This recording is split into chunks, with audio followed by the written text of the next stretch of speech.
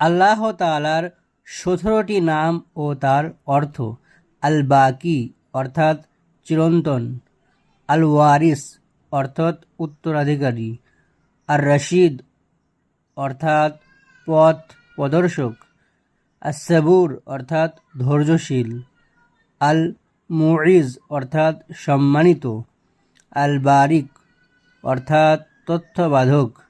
আল কারিম অর্থাৎ অনুগ্রহকারী, আল জালিল অর্থাৎ পরম কর্মশালী,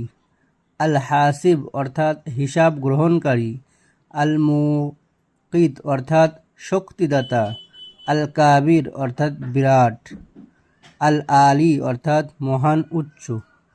আশ শাকুর অর্থাৎ কৃতজ্ঞতা ভাজন, আল গফুর অর্থাৎ ক্ষমাশীল, আল আজিম অর্থাৎ মহান, আল হালিম অর্থাৎ ধৈর্যশীল, আল খবির অর্থাৎ সংবাদ গ্রাহক।